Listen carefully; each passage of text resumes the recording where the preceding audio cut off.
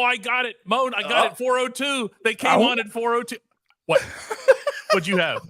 I had 402 also. What do you know? I laid down a bet at the end right there is what I'm telling you. I laid down a bet. It's almost like the house controls all of this. You know? For you betting people. Look at I see you, Dollar Bill, talking about some 403. Lies, okay? You're wrong. No. 402 is it. Yeah, William McDuffie doubted us. He had 403. This is the Ramon Foster show on YouTube on DK Pittsburgh Sports Steelers channel. I'm Dejan Kovacevic of DK Pittsburgh Sports, and we were here at 402, people. Yeah, we were. I was running out of my living room. I was like, wife, I got to go. I got to do the show. It's football season. Get out, hit her with a Heisman real quick, DK. It's like, get out of here, lady. That's what happened. That's it. All right, we ready? I got a feeling we need to hit this bell. Are you ready, DK? Yeah, I am. 3, 2. Let's go.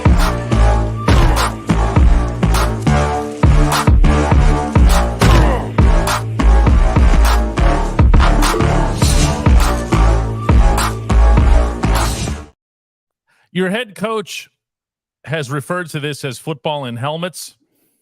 As of tomorrow, it's football in pads out at St. Vincent College in Latrobe. Today, of course, is a day off for the team. Moan, please share with us, what is the biggest difference when the pads come on? Obvious stuff. It's the bigs, first and foremost. The bigs, right? That's the only reason Coach T says that, and any coach is football in shorts. Well, because somebody can rush off the edge and just be as fast as you want to, because I don't know how much the pads weigh, maybe 10 pounds, a little bit more, less maybe.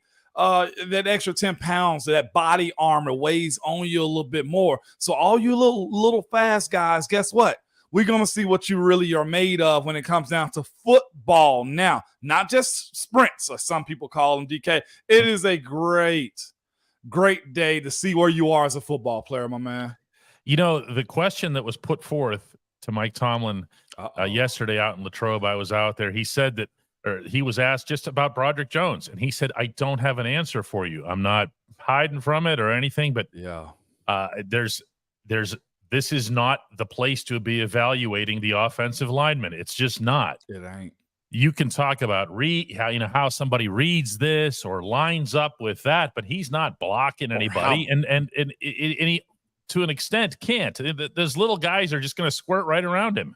Or you have guys that are push on you without pads on. Like I was doing my day job here in Nashville, watching the practice down here, right? And Jeffrey Simmons just kind of ran through a guy one time, right? The D tackle for the Titans. And I was just like, that's fair. Okay, that's okay, because the offensive lineman probably didn't understand what the tempo was. Like with pads on, you understand what the tempo is. There are no surprises. I know when D tackle A is coming down the middle of my chest, he's not just trying to run around me. He's trying to run through me because we both have pads on. That's why when Coach Tomlin give that answer of, I don't know what Broderick looked like. Well, DK, guess what we did last week? We talked about how big his calves was, how quick he moves, and how big his hands are. Oh, my God. Right, DK? Yeah. But what does that matter, right, DK? What does it really matter without pads? He's lined up across from your guy, Nick Herbig, and there's a sequence that happened yesterday where Nick Herbig is there. He's lined up opposite Broderick, okay? And Broderick's ready for him. He's looking at it. He's lined up. He's ready to go. And ball is snapped. And Herbig drops. Yeah. And what do you know? Off to the side comes his little cornerback. I don't even remember who, because it wasn't anybody of significance. Little cornerback comes running, and he's going around Broderick, and Broderick reaches back like this with his big bare paw. Yeah.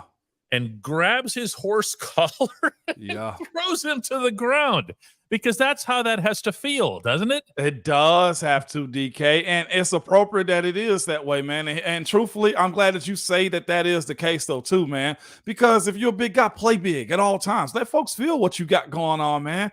And this is what I take from that, too, instinct. He shows that he has some instinct. Well, his peripherals, I bet you next time he won't be late on the horse collar or to get a horse collar penalty, right, DK? And I love how Coach T and the Steelers and Omar, they put a day off before the first day in pads. Mm-hmm. Can you imagine what that's going to look like, DK? Mm-hmm. I don't have to. I'm gonna be there. I'm looking forward to it. Rested, understanding the anxiety of what first day in pads is, and all of the guys we bragged about, right? As far as God, they look good. Mm-hmm. Man, they hit the edge good. My guy, as you said a second ago, Nick Herbig. Oh, Moan, he looked good rushing off the edge. What does it look like when that guy put that 300 pounds on him? Yeah, it's going to be a very different scene, and Yeah. I think that's something that a lot of, especially the diehard fans of this team, who are so intensely into every morsel of information that they can get on this team year round. By the way, oh yeah, okay, that I'm seeing stuff on here like I'm going to show you this one from K2B. Says, "Hey, Mom, DK, did you see that mean stiff arm that Jalen Warren gave a defender in drills?" I love it.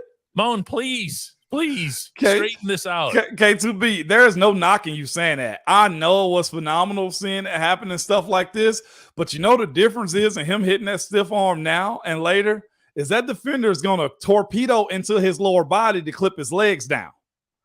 And that's legs are off limits right now. Legs are off limits, but with pads, he can hit that thigh pad. He can use his shoulder to hit the bottom part of his body. And you're right. That is exciting that Jalen Warren has the wherewithal to put his stiff arm out and keep the ball moving and stuff like that. But you're going to have, because we have live drills in camp as far as the Steelers go.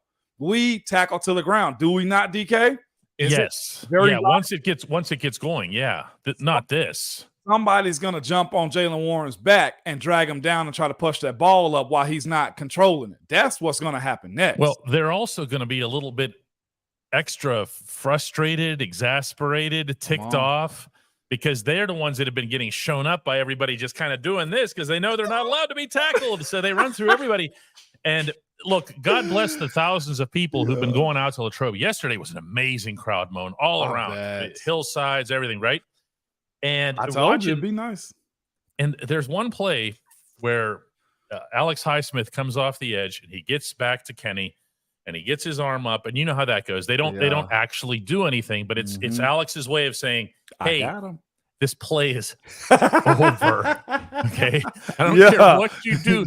So Kenny keeps going, and he moves off to his left, and he flicks the ball down to Deontay Johnson. And he gets it, he sprints down, and the crowd is going wild. We have the greatest offense. And Alex is still standing there in the backfield going, I know it. But you want to hear something in fairness, though, too, DK?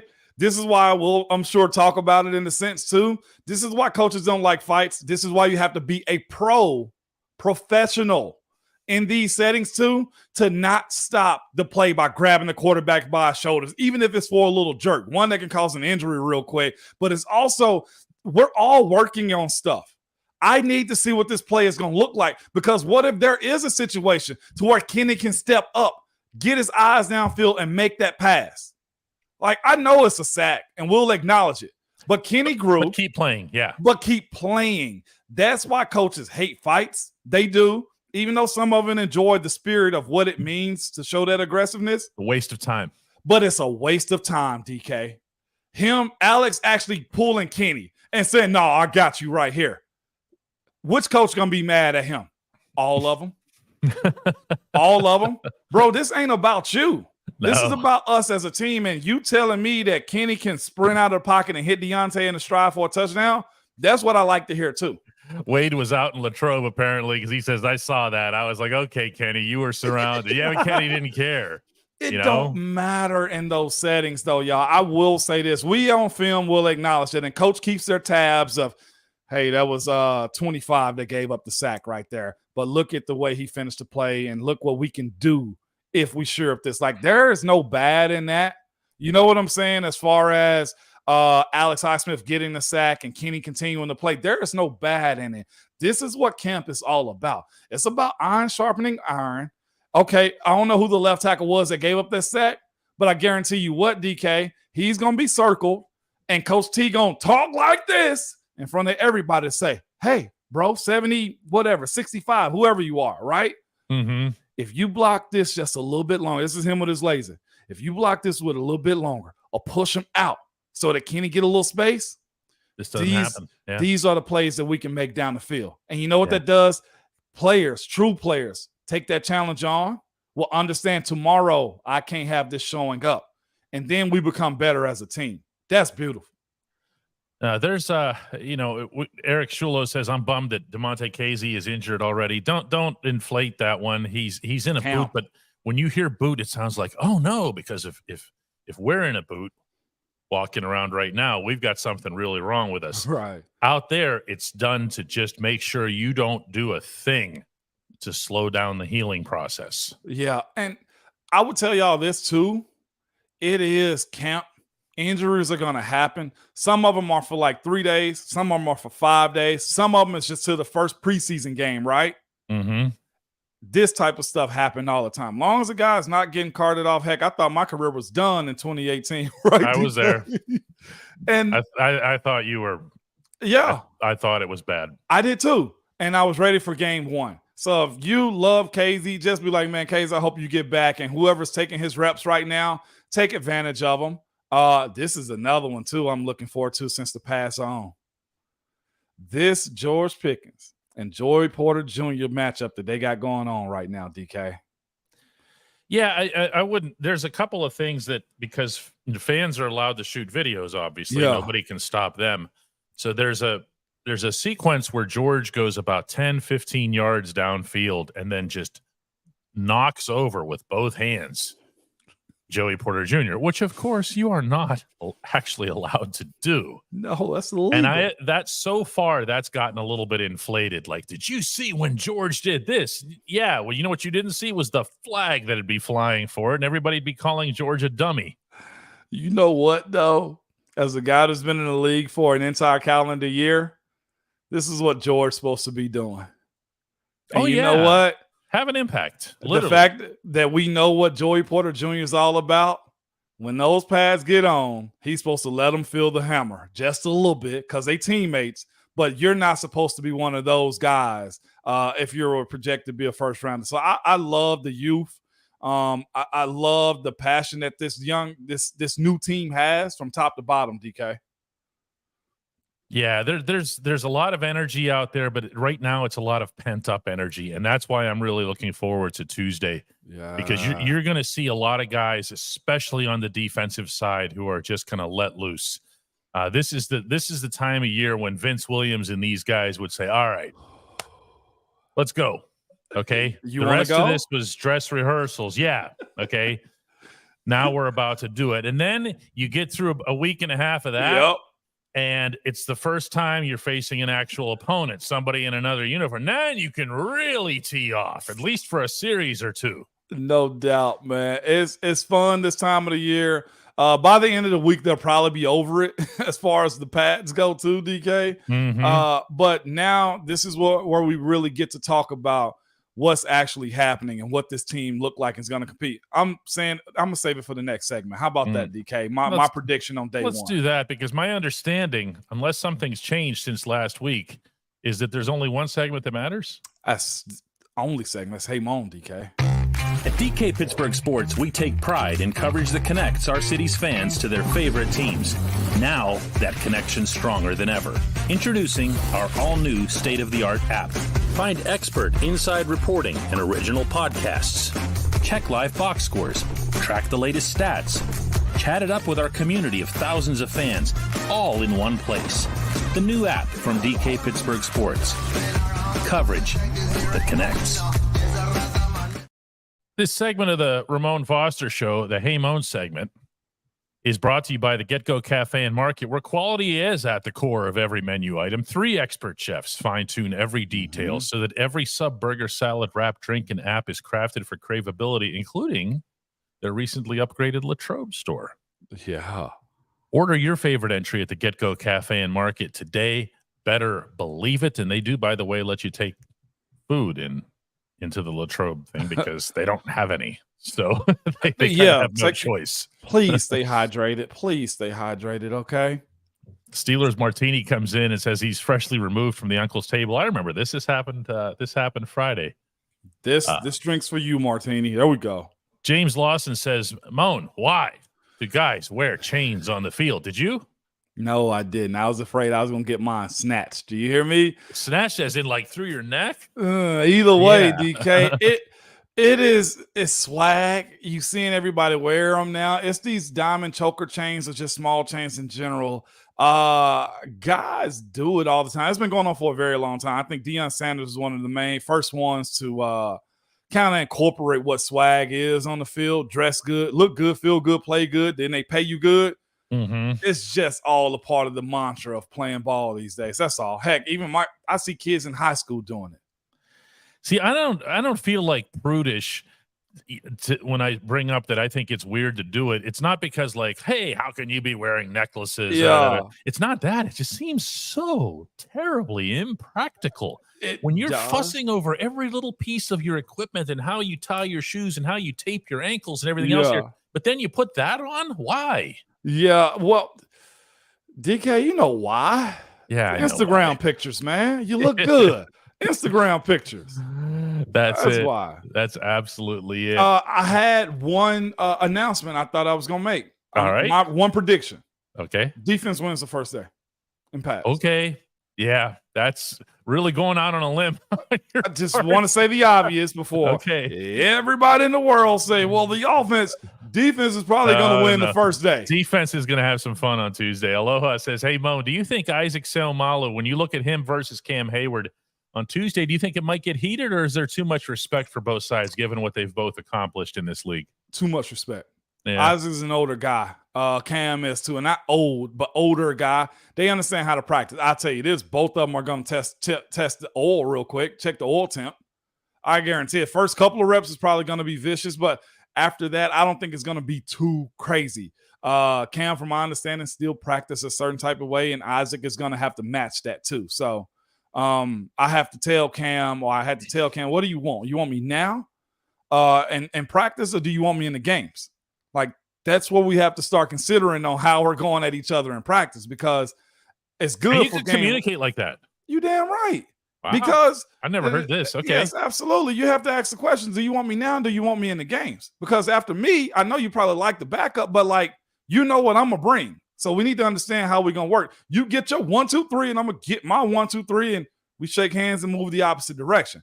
There is no need for you to have your hand in my face mash. Yeah. Trying to push not me helping over. Either of us. Yeah. It's not what we're doing. You can do that against the twos, but not right here, sir. Thank you. Yins just became a member, and let's have some more here. We're at 600 plus, and I see. Wait, here comes Matt Hyde as a member. This is good. Let's see what that number is again right now. We are at. We started the show with 633, so 635 now. Come on over. Let's get to this 1,000 thing before the football flies against the 49ers. Remember, that's the goal. Yeah, absolutely. That's in place here. We got a bunch of questions. Let's go through these. Let's go through these. Kind of like a rapid fire Friday here. I got an interesting one I seen pop up a little bit. All right. Fullback, they're retired. Yeah, Mahadi-Bomb, yeah. Mahadi-Bomb. Very fascinating. I think a few things probably happened. Either one, he said to himself, I just don't want to do this anymore. It probably started number counting when you really break down what's going to happen. I said this before. I think Conor Hayward becomes a lead back type of role for this team, just a versatile guy, offensive weapon, or he may not have been getting special teams reps the way he wanted. One of the few happened right there. To say specifically, I'm assuming, but that's what I'd expect. Yeah, the announcement that was made by the team said that he was on the injured/retired list, which was, by the way, a new one for me. Maybe that means he got hurt and just realized that's it. If he tore an Achilles or something, it's a months-long thing. So we don't know. Right now, we don't know. We don't know. That's me assuming. When I saw that, I was just like, probably just not worth it for a guy that probably counted the numbers on the roster and didn't see himself honestly making it. That's just me. And he may have just said screw football. Luke says, I don't know. We got to talk to him in the summer. I don't think he said that. Luke said, hey, Moan, who has a higher ceiling, Quan Alexander or Cole Holcomb? It's all a matter of who can adapt to what Pittsburgh wants them to do. That may sound as weird as it, but I know Quan Alexander to be a high-strung type of guy. Has played well, Pro Bowler, bounced around a little bit. We've seen Pittsburgh get the most out of guys that are, retreaded a little bit across the league, right? Miles Jack being one of those dudes, right, DK? I can see Quan being a Pittsburgh guy. Same thing also for Cole. If we get both, awesome. To give you a specific answer, I want to go with Quan, but it's yet to be determined because why does a guy bounce to 3 teams within a year? That's the thing that jumps out at me. That and he was available all of last year, but he had injuries. He had some injury riddled seasons in the 3 years before. D Pet says, DK, was it just me or was there a lot of misplayed snaps from Mason Cole to Kenny during camp? A lot would be an exaggeration. There were a couple for sure. Yeah, they're getting warmed up too. I'm not making excuses, but I will say, do you remember a whole lot of bad snaps from Cole last season? Do you remember that ever coming up? And that's the thing too. Kenny it's is also for them too. He's probably had way less under center snaps than any Ben did. Is what I'm saying. They're usually going in the shotgun. Yeah, and the shotgun, there have been some high ones. It's not just to Kenny. Mason had one. Mason Rudolph had one that was well over his head yesterday, and it's not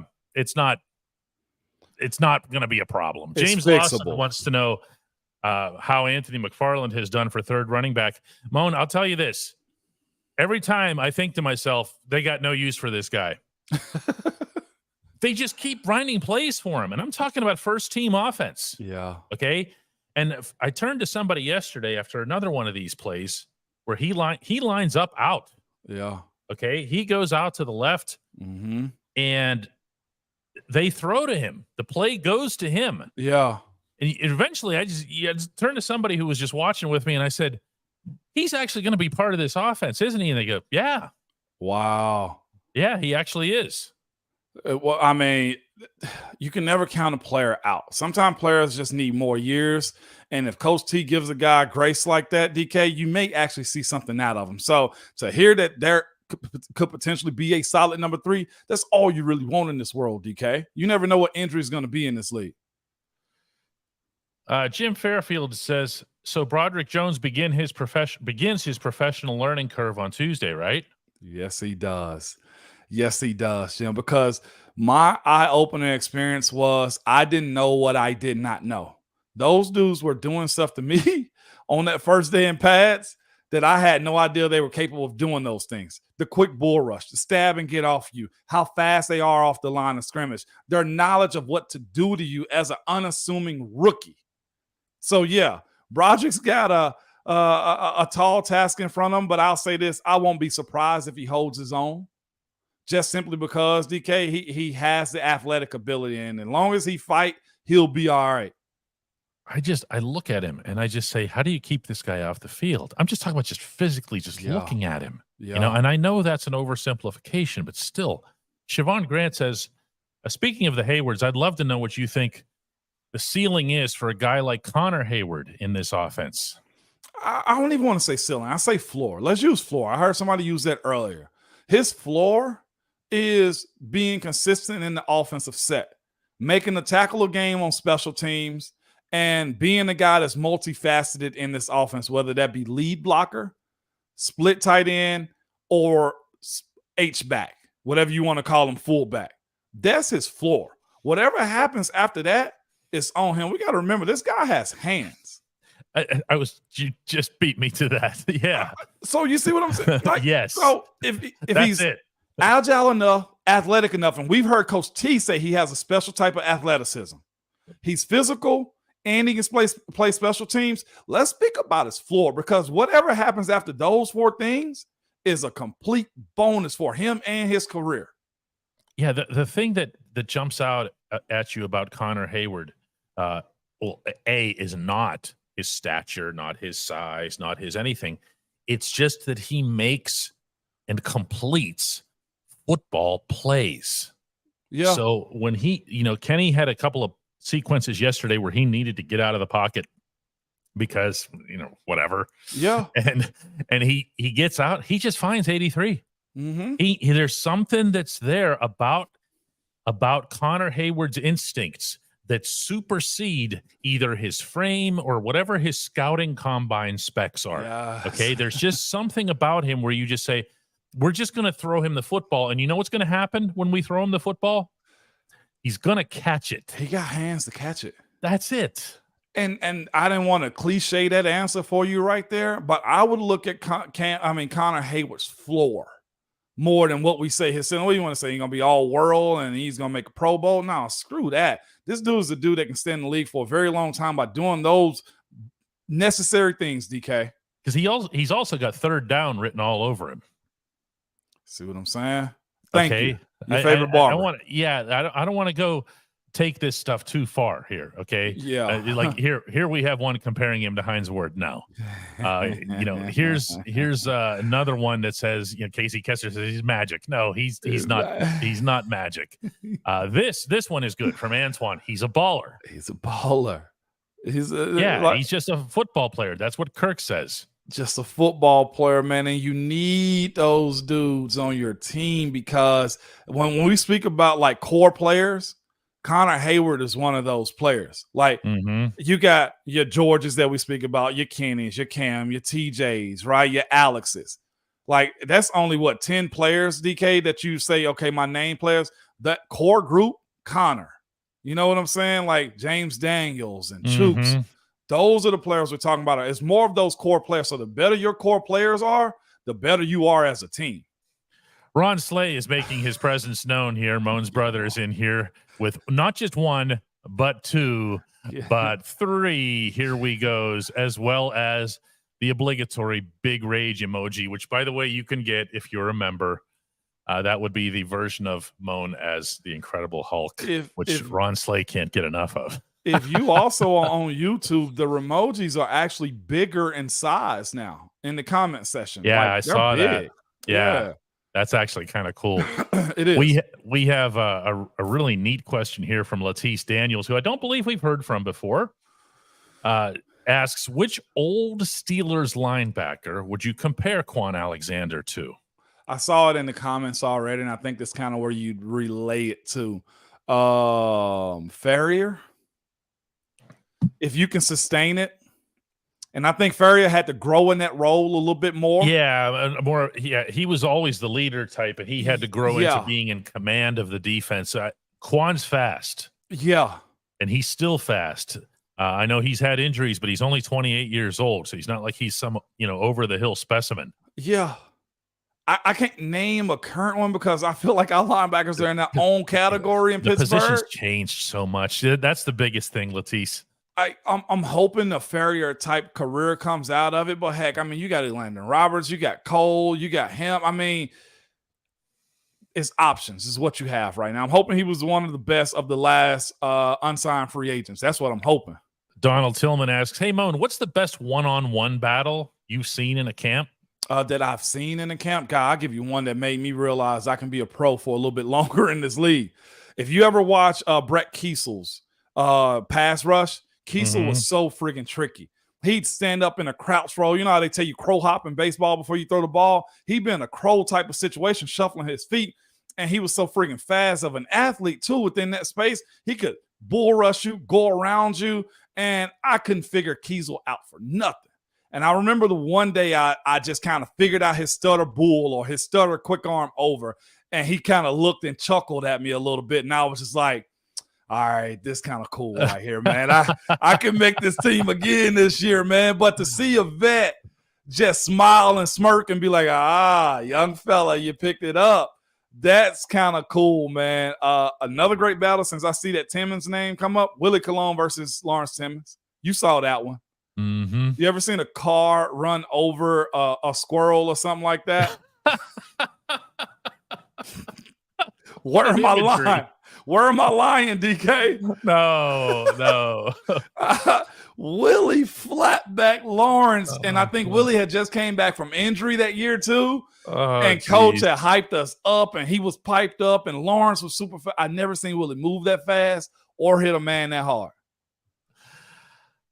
David Mahokey says, hey, Moan, with a contribution of $9.99, which is appreciated, have you ever witnessed any late round / undrafted rookie exceeding their ceiling due to just having NFL level coaching? What can a great coach really do for a player coming into the NFL? I'm going to say myself quickly. Go ahead. And then I'm going to look at other players. Myself. Coach T's them faith and belief in my ability to play, and Coach Zerline and Coach Cougs and Big Nail and getting to Munch and Surratt.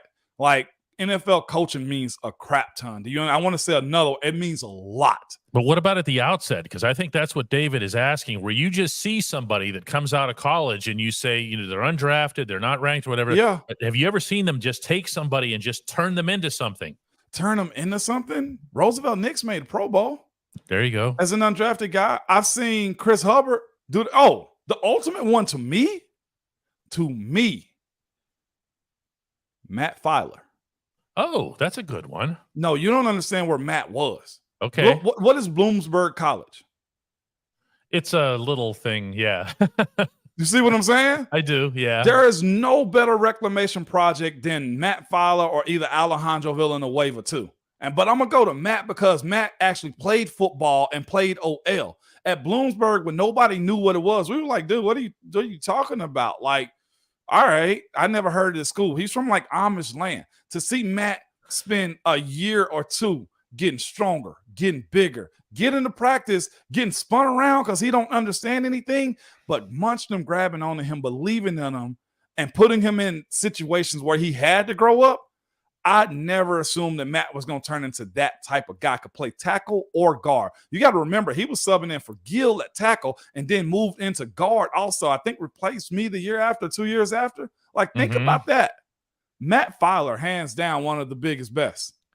Guys, we have roughly 635 now members, and we're trying to get up to 1,000. When we do get to 1,000, we're going to be offering Haymon merch. But we got to get to 1,000. The goal is to get there by the time the football flies against the 49ers. I believe that's September 7 is the date on that. The way to do that is to just go to dkps.net/join.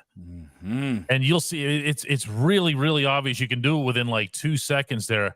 I have to jump in and correct 007 here, who says Mark Robinson is built like James Harrison. He is not.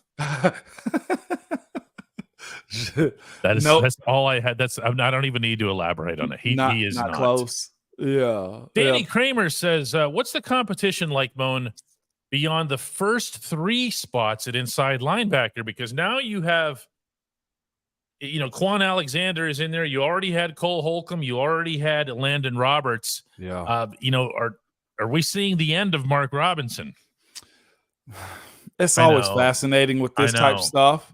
And DK, you said this. We can brag as much as we want to about what his hit ability is like, his hits, his physicality. Gotta cover, and also fully immerse yourself in the playbook. And I'm not saying he don't know the playbook. I'm just saying you don't have guys jump in front of him if you're producing and doing those things. What Mark has to do is make a business decision with himself. All right, if I recognize it's 2 and 3 guys are in front of me and I'm getting 4 snaps, I better maximize myself in Danny Smith's room until I figure out how to play linebacker. Yeah, that's what this all really comes to is you've got to be in a position where you can make the roster on special teams. And think of this another way as far as the inside linebackers are concerned. How many of those older guys do you think are going to be of a help on special teams? Do you think you're going to see a Landon Roberts, Quan Alexander, or Cole Holcomb out there? Maybe, but probably not. Probably in what they call there. Defensive stay, I guess, on punt safe. If the defense is out there on punt team when it's like 4th and 2 on punt, that's when you'll probably see them out there because they're there so that nobody runs a sneak on them, anything like that. But yeah, you're 100% correct. And playing special teams ain't a bad thing, y'all. Brian says, hey, Moan, does Hakeem Butler have a legitimate shot to make the roster, or is he just a good story? We're going to find out because pads come on and real plays have to be made, y'all. That's probably going to be my stock answer until we get a little bit more information about stuff like this. But a guy like Hakeem Butler, man, find a way, get a spark. After the spark, keep the fire going. You guys want to hear a cool story? Let me hear it. I wrote about this for a column this afternoon, okay? So yesterday, I'm on a sideline. Hakeem Butler's like from here to our front door away from me. That's how close we are, right? And he's just standing there, and there's really nothing going on the field. And Kenny's way out at the 50, and we're down by the end zone, okay? And Kenny yells out, Hakeem! And Hakeem Butler looks out there, and Kenny just goes like this with his left hand, which doesn't really mean much. And nobody really knows what the hell Kenny wants because Kenny's just standing there with a football. There's nobody even around him. And Kenny goes back and puts up basically like this rocket into the air. Thing travels 55 yards in the air. Okay. And Hakeem now has figured this out, because if there's a universal language between a quarterback and a wide receiver, Hakeem then backs off, gets into the end zone. And when I say high point, for him is a way high point compared to humans. Yeah. Okay. This is a monstrous dude for the wide receiver position. And he jumps up, turns his angle, his body position, alters it in midair, which was something that he's not supposed to be very good at. Yeah. Comes down with it like this, okay, and lands on his posterior. Deontay Johnson standing nearby, and he goes, dude, nice catch. Yeah. And I look back out to Kenny. Kenny's already turned and walked away. He's heading towards some other thing. He just wanted to see if it was, are you there? Give me one. Are you there? Give me one. I just want this one. I don't even want to tell you what I'm about to do. That's beautiful. Isn't that cool? That's beautiful. What does that? I mean, you're the football player, not me. Two things. Tell me something about it. One, Kenny just wanted to see it himself and confident enough to know I can drop a dime there, a little swag. What you need that in all sports, but also with him, it's like, bro, sometimes I just need for you to go get it. And Hakeem doing that to himself probably just like, Kenny, appreciate that. It's like everybody needs a pat on the back every once in a while, and that's probably what that was from him to him. You know. I really enjoyed the communication part of it more than I did the execution. Yeah. Okay. I just thought this was just these are guys who do this stuff in side sessions down in Florida or whatever. And that's the kind of stuff that gets done. Mm-hmm. I have a question of my own for you today, Moan. Oh, please do. So I'm taking the other ones off the screen here. All right. There have been a couple of different sessions this year where Kenny was with the offensive line. Yeah. In informal settings. Take me through what that could possibly mean. What's the benefit to that? What are the because and I know that to the naked eye, if we're standing there watching you, like at some park near Kenny's house, you see nothing. Yeah. You see nothing of worth. What would be the benefit to doing that between Kenny and the lineman? Communication, knowing that we're in this together. Like, I'm the quarterback, but you guys are part of me and I need you guys. I think it's when Ben would have those conversations with us, it was just validation. Honestly, a little jokes here and there, talking about what we need to be doing a time or two, but it really is, DK, just validation that we're in this together.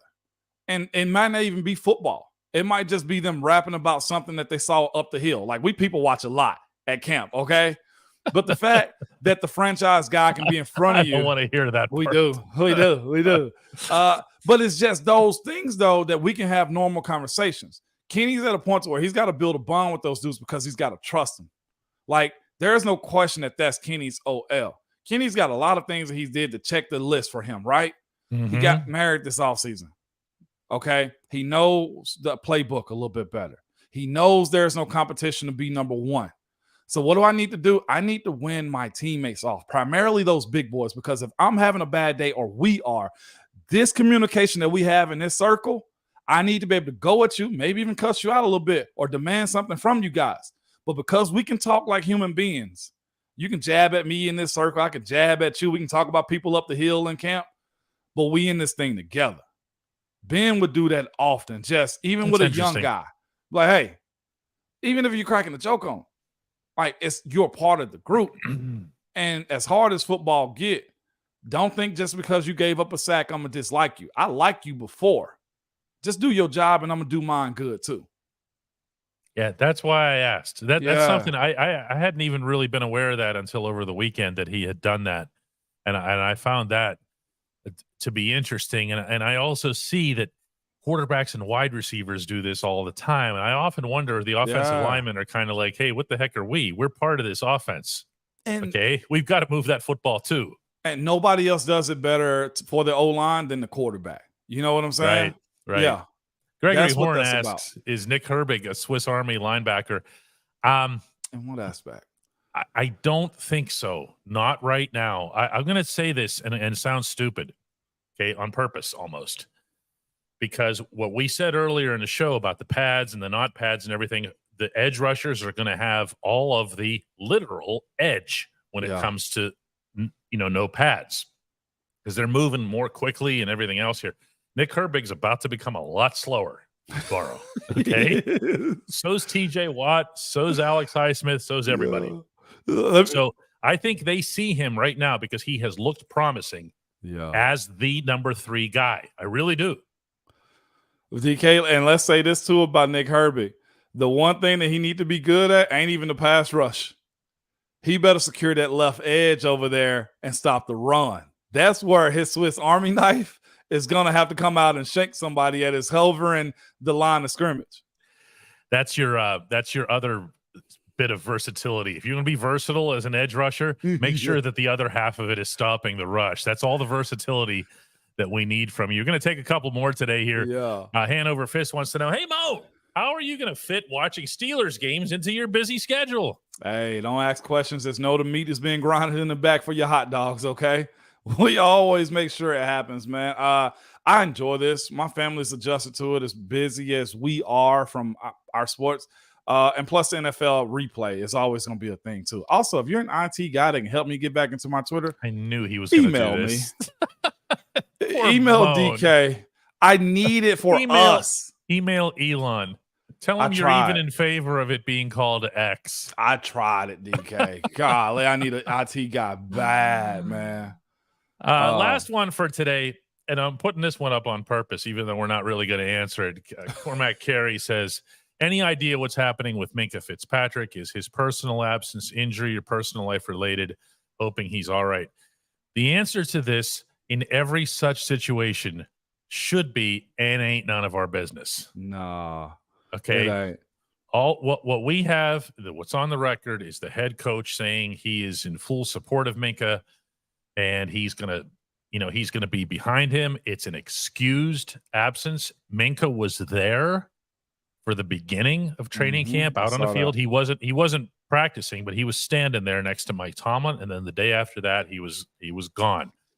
All we know, we have no idea what it is. The other thing is what, DK? There is no injury report when it comes down to players too. Minkah could have something small going on that he's getting fixed or whatever the case may be. Not everybody's like the Colts and tell everybody that their quarterback had a nose procedure. Jeez. Oh, boy. How about the Colts? You see what I'm saying? At Cormac, what I would tell you is camp. You can bubble wrap Minkah and just lay him out there for week number 1, okay? That's the level of trust I know Coach Tomlin has for a guy like him. So, again, guys in boots, guys missing practice, DK, it's camp. It's the very beginning of camp. On top of that, we haven't even gotten to a preseason game. Guys, this was a lot of fun. I'm going to do that thing when I come back from Latrobe tomorrow. We'll see if I can make it at 4:00. Okay. As I'm not doing that speeding thing like I did the last time. A little bit, few too many variables in that, not least of which is wrapping myself around a telephone pole. Ooh, don't do that. So we're gonna figure out a time for tomorrow's show. There's gonna be one for sure. Yeah, absolutely. We'll make it happen, right, DK? Mm-hmm. I mean, nobody need to see you driving in your Ferrari. My Ferrari, yeah, that's what I've got.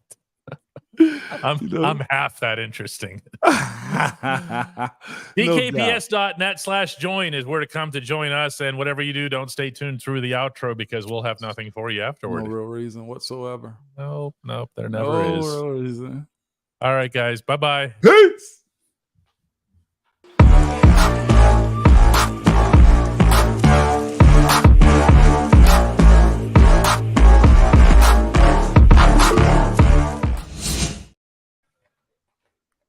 Here it comes. Just give the crown to the defense, okay? Oh, in advance. In advance. I don't even want to hear about it. Oh, the defense looks so good. The offense is going to suck. He's turned his back on his offensive mates so fast now in retirement. Over the defense already, DK. Yes, this is my hate of defenses when camp start, okay? What I want to see more than anything else tomorrow, Moan, because you can't gauge this at all to this point of camp, is running the football, or not. One of the beautiful things about camp is you can pick which side you want to do well, and everything is awesome either way, right? Because if Najee and Jalen are running into Cole Holcomb and Landon Roberts and Quan Alexander and they aren't going anywhere, awesome. On the other hand, it's going to be a running offense. It's going to be a running. Also, oh my gosh, DK, can you imagine the conversations we're going to have? The offense can't run the ball. I know we suck again. Okay, it's all good. I'll tell you this again before tomorrow. It's camp. Mm-hmm. Got to start somewhere. All right, guys, we will do one tomorrow. We'll figure it out. No doubt. Appreciate y'all. All right, bye-bye.